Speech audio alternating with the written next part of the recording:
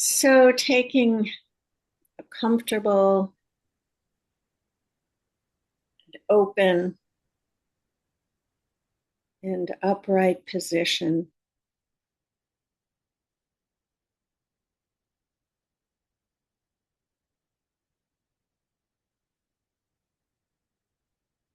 and settling into the body,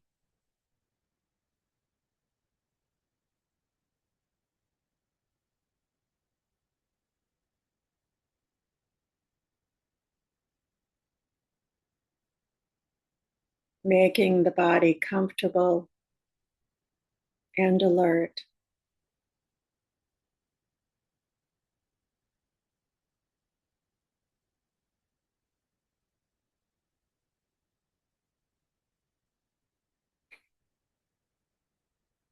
Really being sensitive to the body,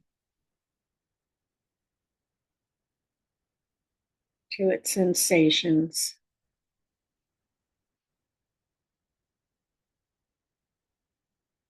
to the breath,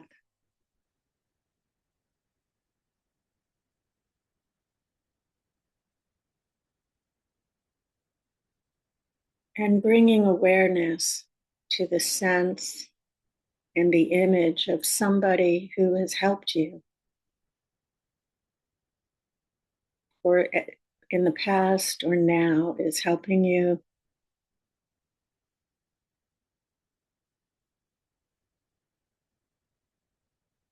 Calling up their face,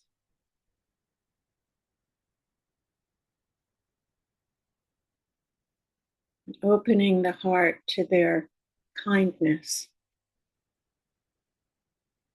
the kindness of their help, be it small or large.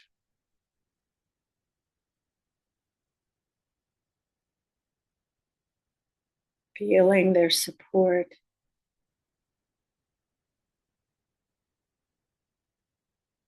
their gifts,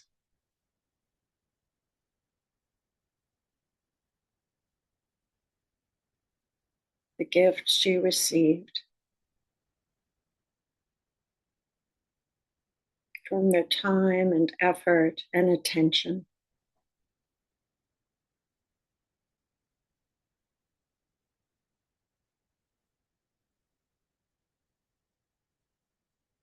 Given freely,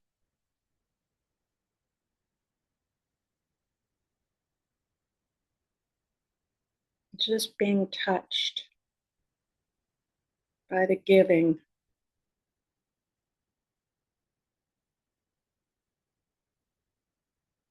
the support,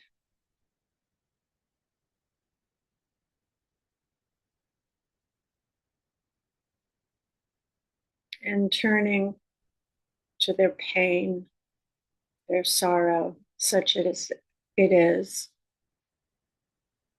even if you're not aware of the exact nature of their suffering.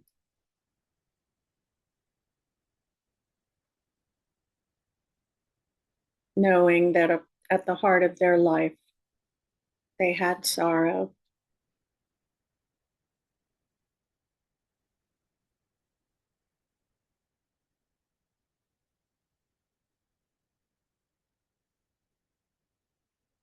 And whispering, may you be happy.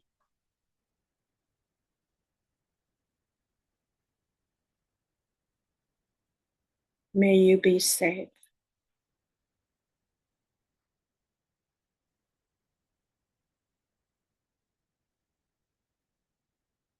May you be at peace.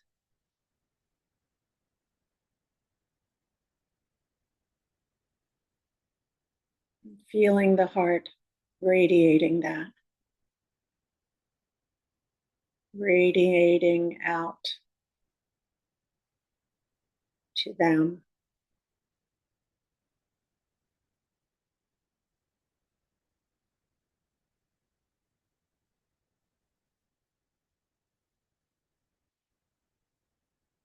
And reflecting on others who have shown you kindness throughout your life, given their time. to help you and support you, simply as a gift.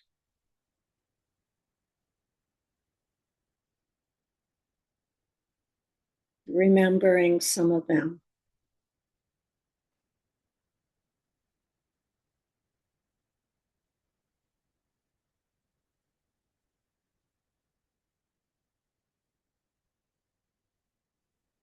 And opening to their suffering, to their sorrow.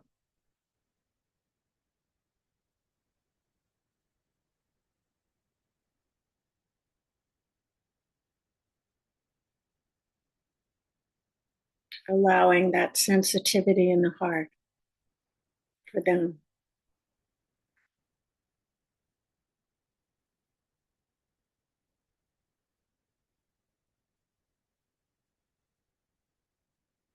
May you be happy.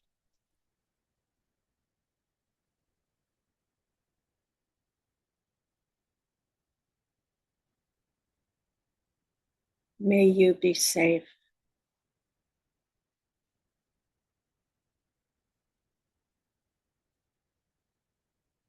May you be at peace.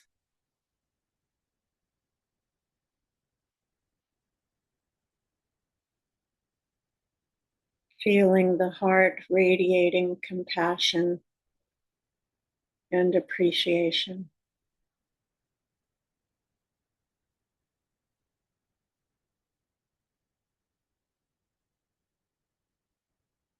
And calling up in your heart your parents and family who helped raise you. Leaving out people with whom your relationship is too complicated.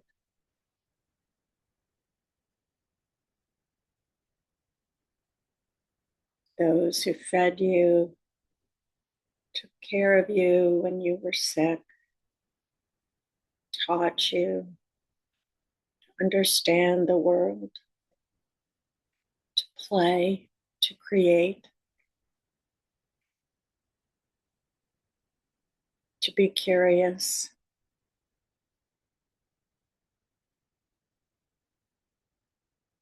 Those who supported you in your difficulty, stood by you, cleaned you,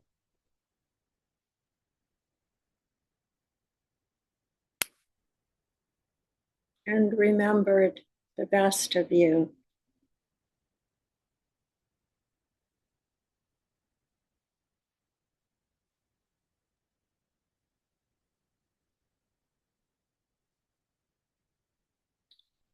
Your profound gifts.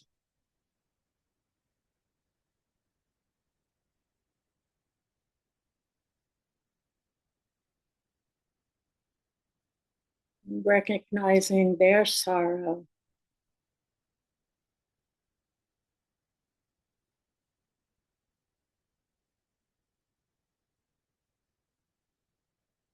May you be happy.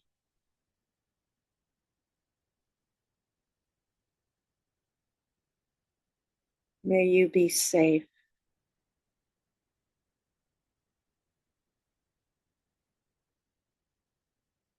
May you be at peace.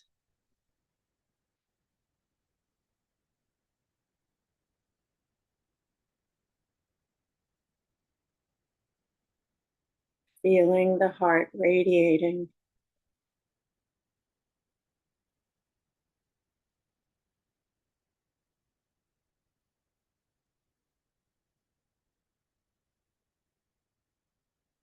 And calling up elders in your life who helped guide you,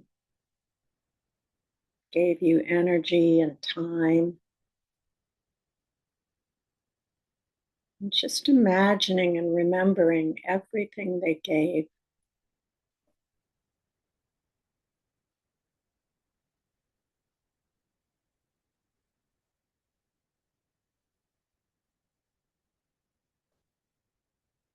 No matter where they are now, recognizing their suffering.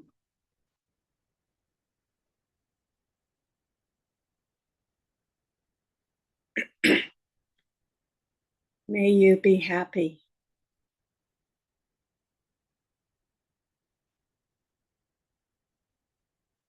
May you be safe.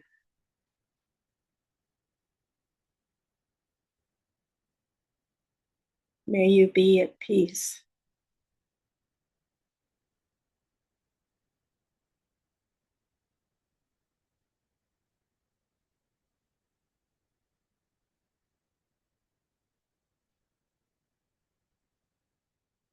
Now, calling up teachers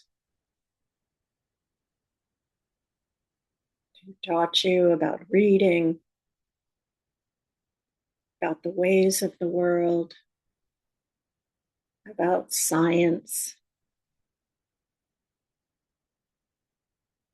things that we take for granted now, given by them, and all of the others who support them.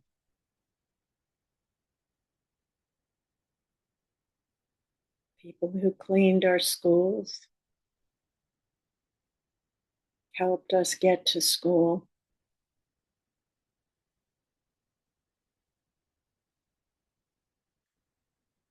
recognizing how they suffer.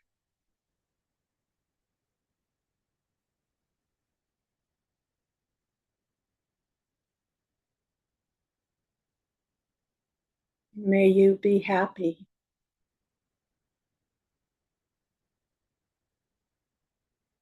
May you be safe.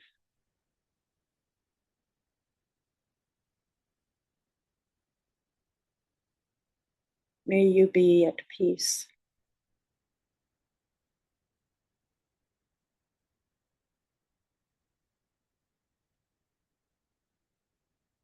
Radiating outward.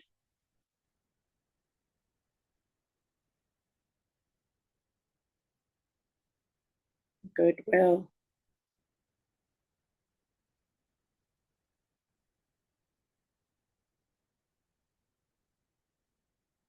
Now calling up friends and partners, girlfriends, boyfriends, partners throughout your life. The richness of the friendships, teaching us to share, teaching us intimacy,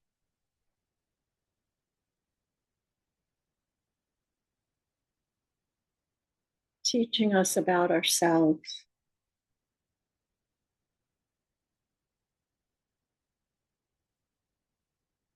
and about themselves.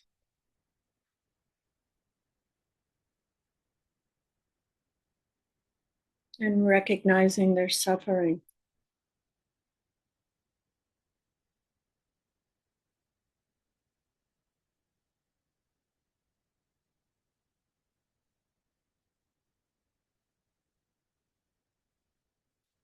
May you be happy.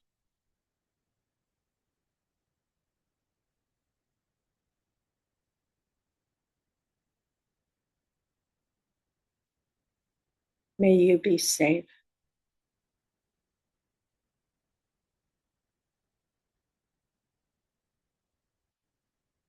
May you be at peace.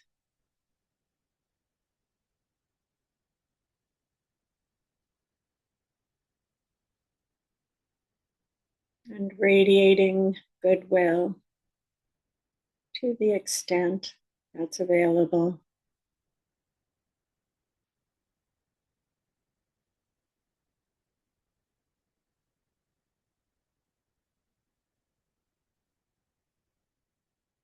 And calling up persons or a person whose behavior is difficult for us.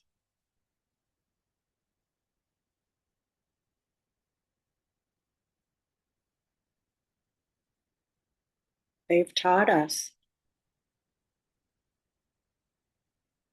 we can practice with that difficulty, knowing without a doubt that they suffer, that they have struggles, even if they're not aware of them, and appreciating that their attitudes, behaviors are influenced by trillions of causes and conditions.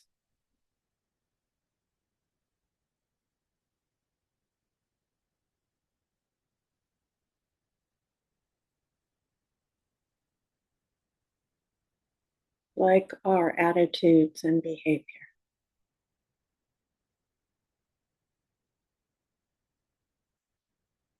May you be happy, truly happy.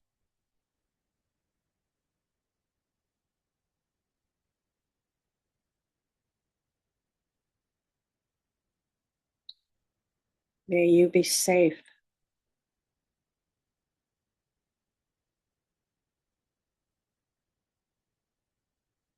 May you be at peace.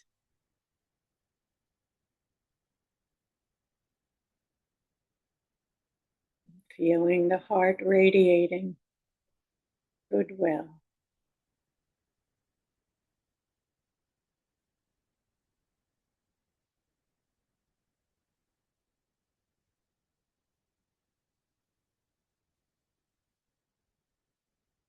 Now calling up all of the people who grow our food, supply our food, distribute it, clean it, sell it. People who make our meals, our nourishment possible.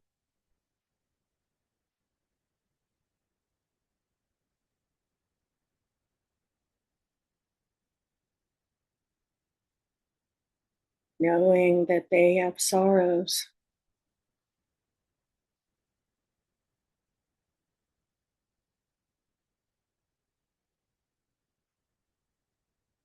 May you be happy.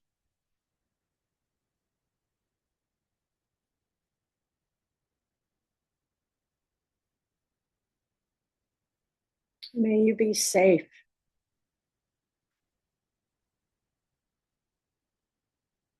May you be at peace.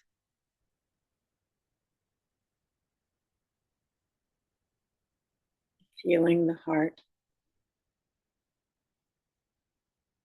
Feeling goodwill and radiating metta and compassion.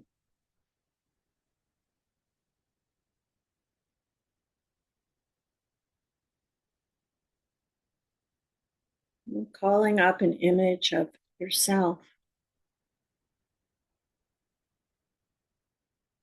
The Buddha said you could look all over the world,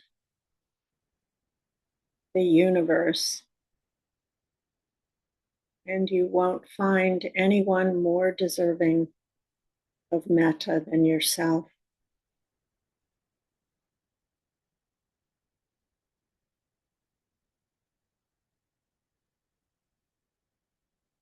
So putting aside what you did or didn't do, putting aside however you blame yourself,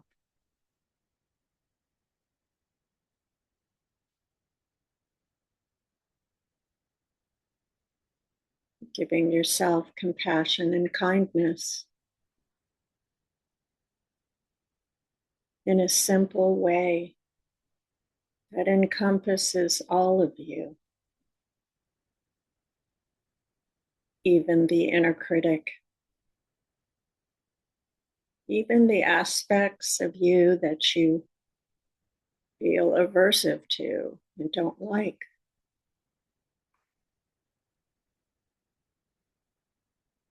May I be happy.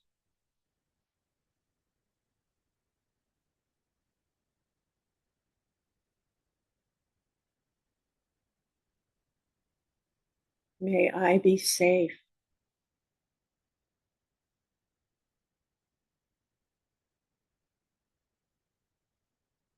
May I be at peace.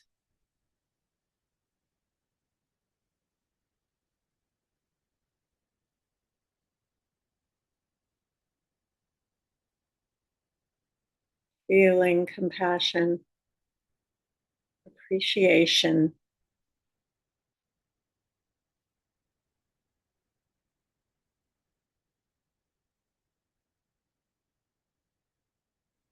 and now appreciating all of the animals, insects, sea life,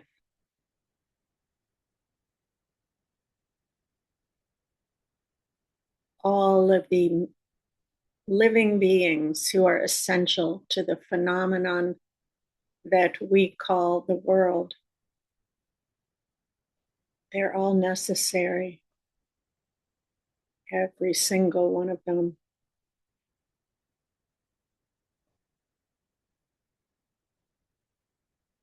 Just imagining the range of life shapes, habitats, single-celled, complicated, the contributions of each,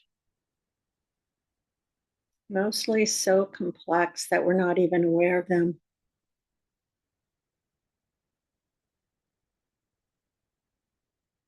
But knowing that each contributes to the web of life.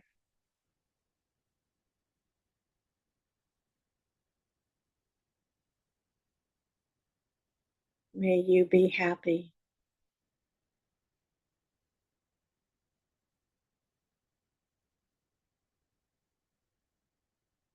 May you be at peace. May you be safe.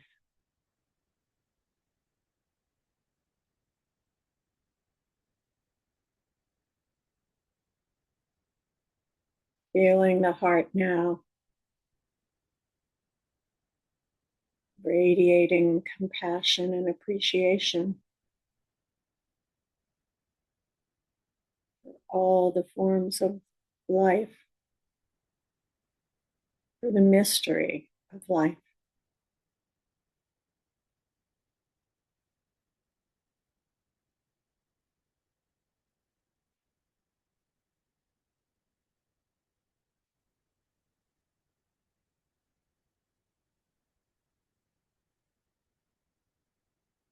Now calling up all sentient beings everywhere without exception.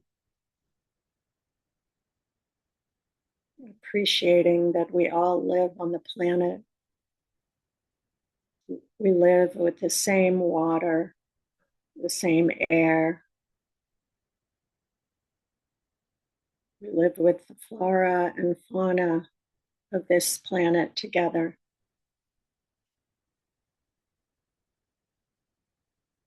We're siblings.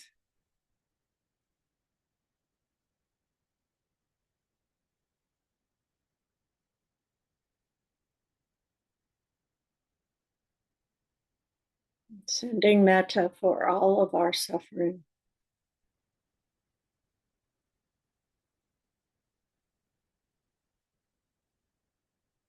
May we be happy.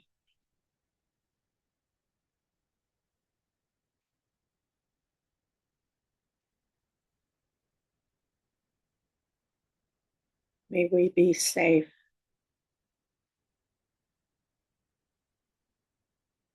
May we be at peace.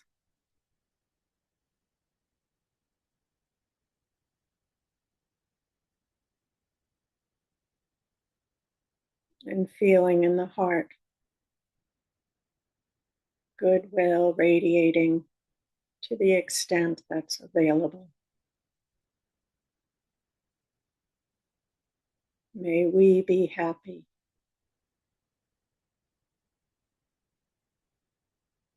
May we be safe.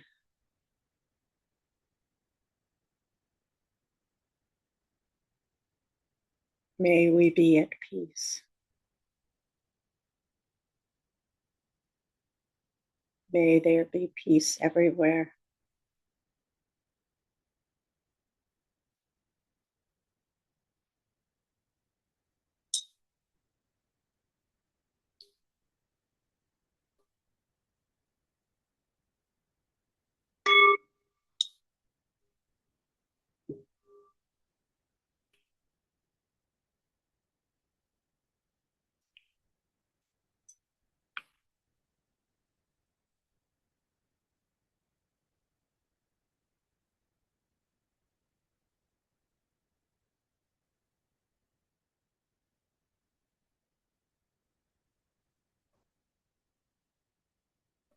So, loving kindness, metta,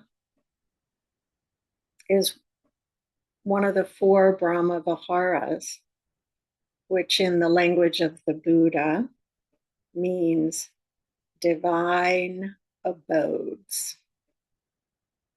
So it's where divinities live. And in Buddhist mythology, the gods or Brahmins dwelt in these states. The other Brahma Viharas are compassion, joy for others, for the happiness of others, and equanimity.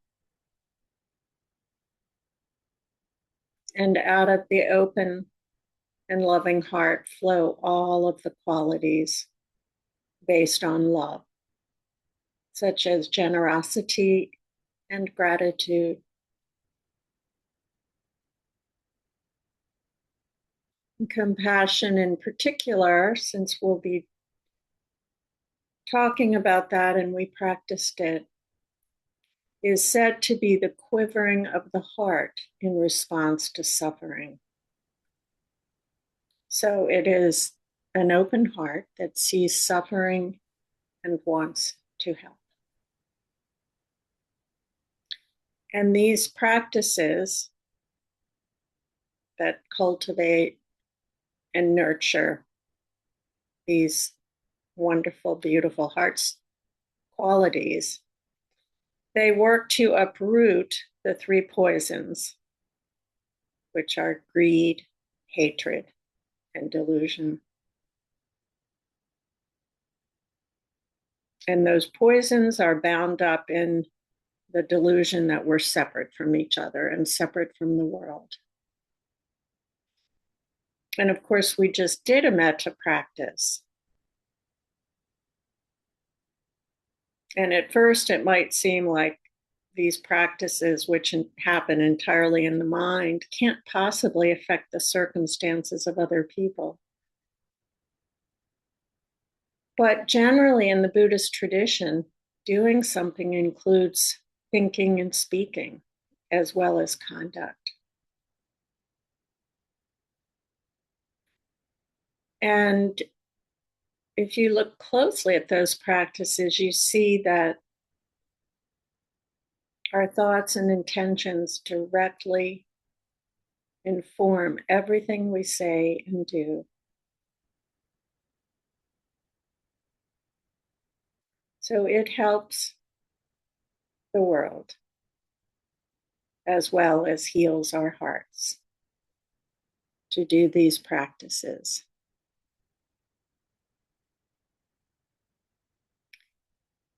And when we do metta practice, mindfulness is a big part of it. And that's because when we do metta, we're paying specific attention to the presence or absence of goodwill in the mind and heart. And so metta is actually a type of meditation practice, and it involves concentration. But it's a variety of mindfulness because we're paying attention to the contents of the mind, which the Buddha taught is the third foundation of mindfulness. Paying attention, being aware of the contents of the mind.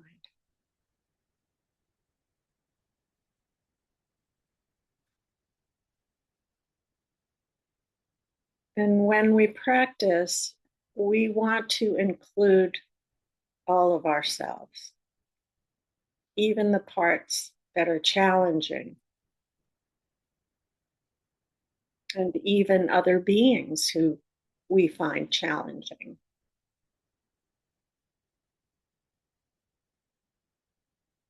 We bring everything into awareness. And this reconditions our natural inclination to push away what we don't like. When we repress painful parts of our past or our emotional landscape, it makes the energy of those things grow. And it also binds our hearts by denying the pain or suffering that are in fact real for us. Our hearts aren't free to be open to the joy and beauty and love that is within and without us. So with mindfulness, we bring all of it into awareness. And with metta practice, in particular, we bring our suffering and our shadow qualities, our inner conflicts, into awareness. And that is befriending. And befriending is actually absolutely key to mindfulness, to a simple practice of following your breath. Because without that, mindfulness can be cruel. You know, you're brought into awareness of very difficult things. My first long retreat, I mean, it was less than a week, but it was for me, it was long. And it brought me face to face for the first time with my shadow side, the inner workings of my heart and mind. I saw self-absorption, self-interest seemed to be behind everything. Comparing mind. And seeing all that tormented me. I previously thought of myself as a good person, and now I knew I wasn't this whole time. At least that's how I thought. And that continued until about the third day. And then mindfulness itself softened the judging mind, softened the ego, softened my sense of self. I didn't consciously bring metta to it, but it happened. Because kindness is the underlying atmosphere of all meditations in Buddhism. So in all of our lives, there will be times where ill will, guilt, despair seem predominant. And it's very easy to turn on ourselves, to feel that we've failed. Perhaps we feel like, oh, I should be beyond this because I meditate. We've all been conditioned to judge those parts of ourselves.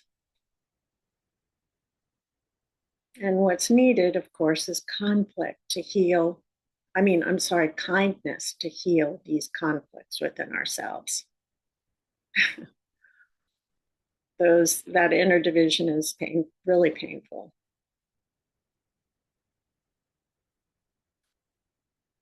So we'll do a little reflection.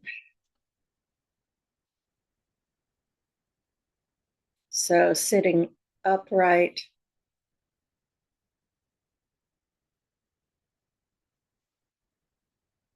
feeling the breath,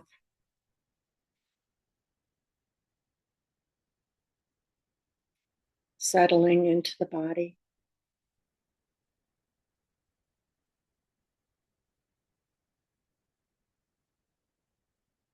Recalling a time when you were troubled by your own feelings. Perhaps it was hostility, ill will, jealousy, fear,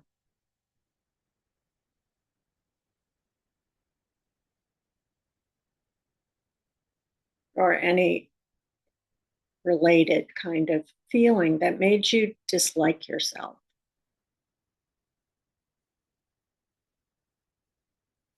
And if you don't have a particular memory, maybe it's something you're familiar with. It's a certain flavor of inner conflict.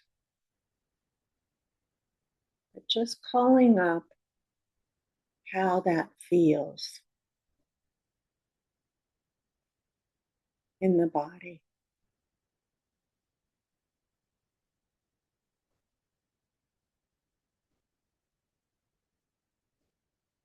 To be aware of difficult feelings and thoughts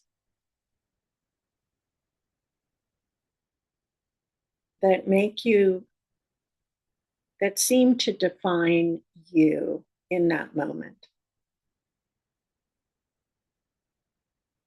because you're identified with negative mind states.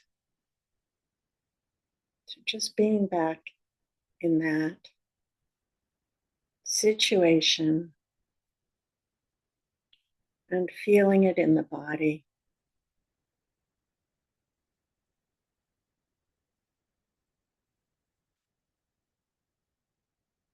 Remembering or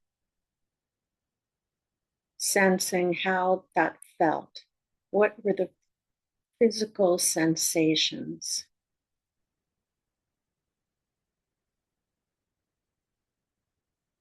Perhaps you can identify where they are in the body.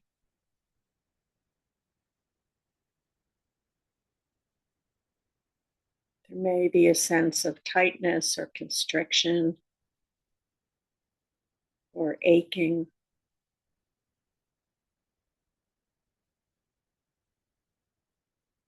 Or perhaps an overall sense of unease.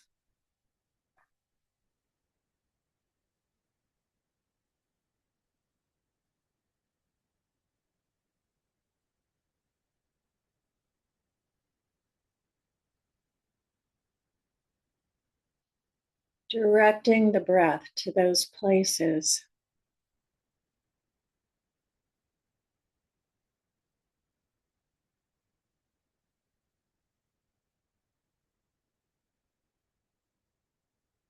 Maybe there's a sense of heat, constriction, just recognizing it's like this now.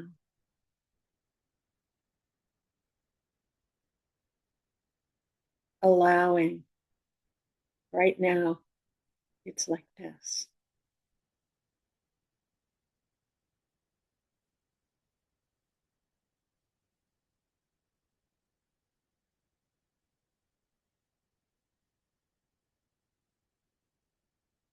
You might notice how the mind responds to this discomfort. It may try to fix,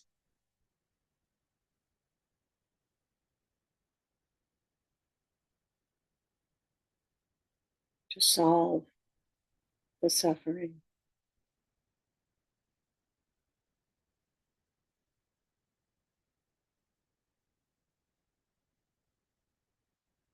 Just feeling the breath and sensing that it is permeating the uncomfortable places in the body with compassion.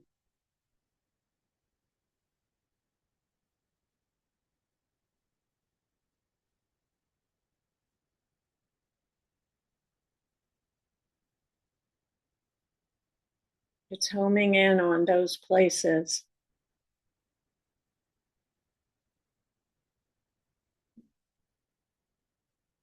that are manifesting the inner conflict.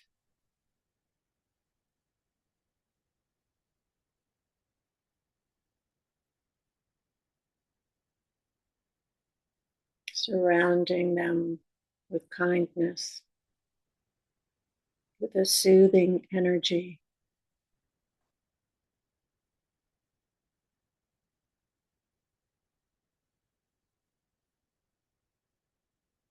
Just staying in the body.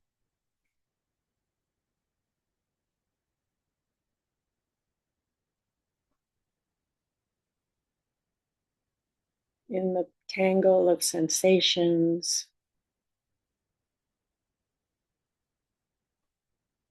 Staying with the breath.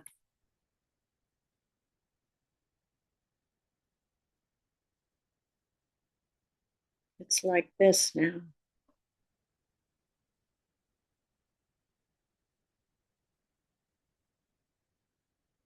Recognizing any sense of comfort that the breath has given, that presence has brought.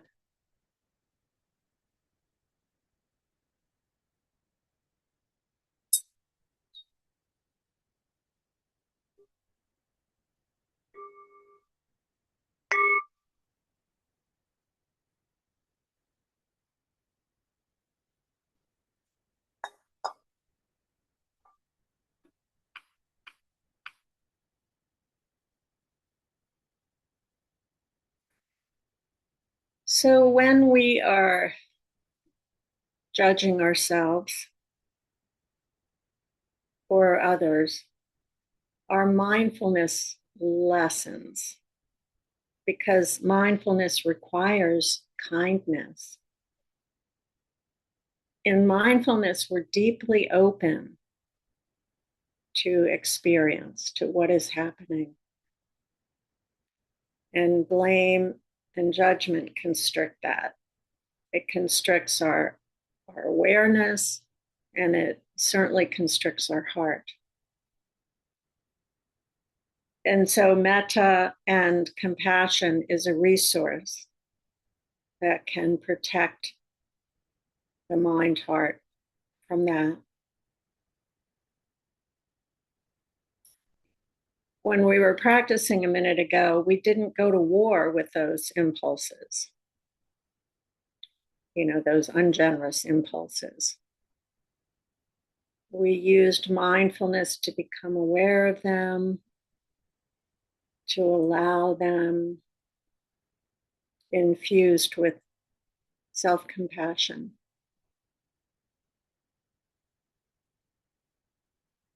And metta practice is actually a way to enter into the middle of the Dharma. Giving metta to a person we have difficulty with or to ourselves helps us appreciate that greed, hatred, and delusion aren't rooted in a person. They are not an inherent quality that defines a person. They're not a fixed characteristic.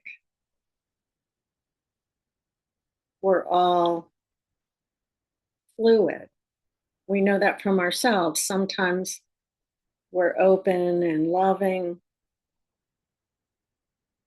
Other times we can be involved in forms of ill will or greed or delusion, often unconsciously. And so when we do metta and mindfulness meditation, we have a sense of our own fluidity, our unfixed nature. We are like a river. And that is a glimmer of the Buddhist principle of non-self. And that helps us give compassion to others as well as to ourselves. And perhaps we can get insight into all of the conditions, or the fact that 1 trillion conditions and causes brought us to this moment. So another being that we find difficult isn't just a solid, unchanging, concrete version of a person, we know that they suffer.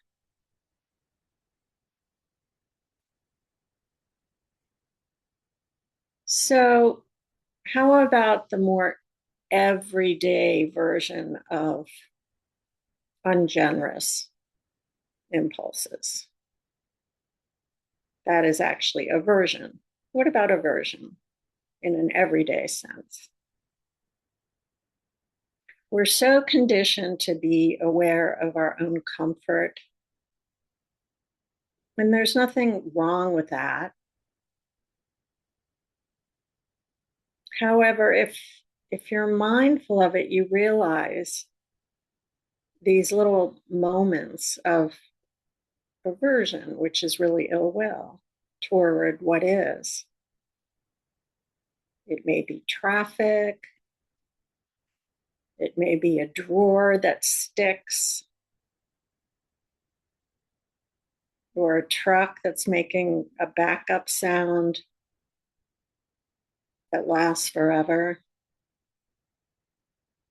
And how about when you're meditating and there's construction noise or some kind of noise from a neighbor or from the street?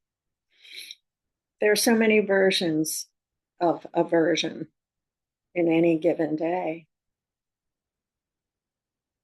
And actually, during meditation, if you have an itch or sort of a minor pain, it's perfect to practice with. Just noticing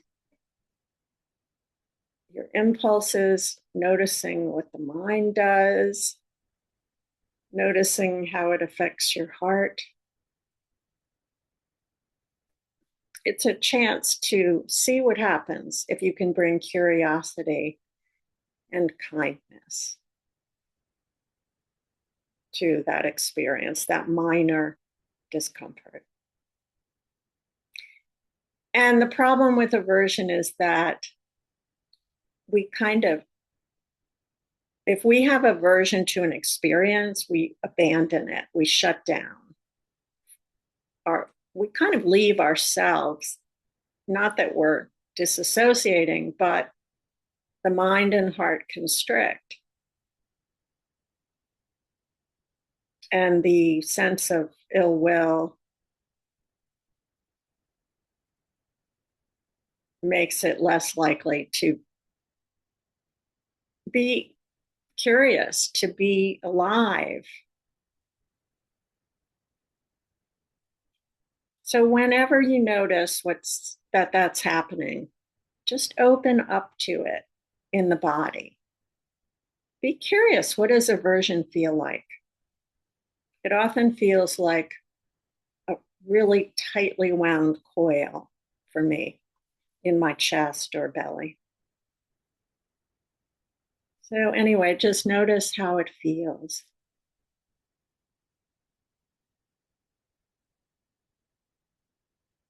And experiment with giving the body kindness like we did a minute ago, and even giving the aversion itself kindness.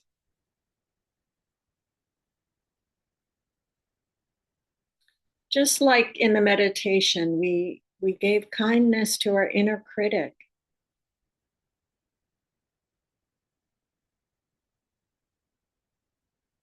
You know, if you look at the energy of your inner critic, I mean, it's different for everyone probably, but it's usually not a happy energy or a happy consolidation of your mind state. And aversion is the same. And it's sticky because we're attracted to it. We feel that it's protective, like we have to protect ourselves from discomfort or from unpleasantness. It's a form of grasping. And it doesn't really bring peace or ease. It often can expose to you fixed ideas you have, delusions. Like I have this idea, or I had this idea that I had to sit in a restaurant facing outward. And so I could see. And I mean, that was just an idea, a view. And views are really, fixed views are the enemy of openness and receptivity. So experiment with that. And naming the aversion, naming whatever comes up. It's like naming whatever comes up and giving it metta helps to free, the imprisonment.